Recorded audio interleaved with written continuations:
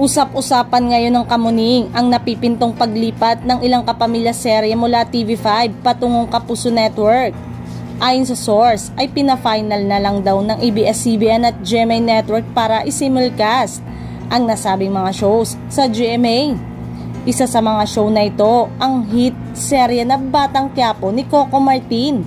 Sa taas ng ratings ito ay hindi malabo na ito ang unang kunin ng GMA para mapanood sa GTV.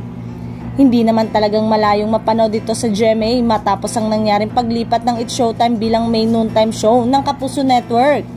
Dahil tuluyan na ngang mapapanood ang noontime show na It's Showtime sa GMA Network.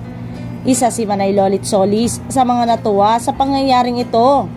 Kaya naman, huwag na raw magtaka kung makikita si Coco Martin sa GMA kasama si Ruru Madrid.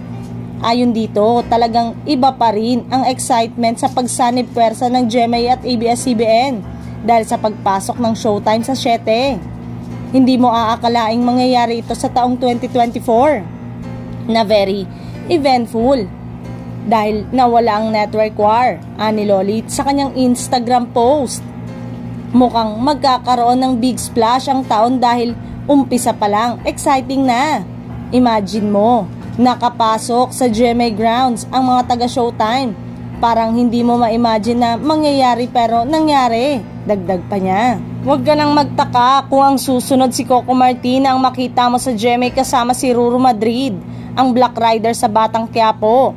Hindi malayo diba at pwedeng mangyari, why not? Bongga, say pa ni Lolit.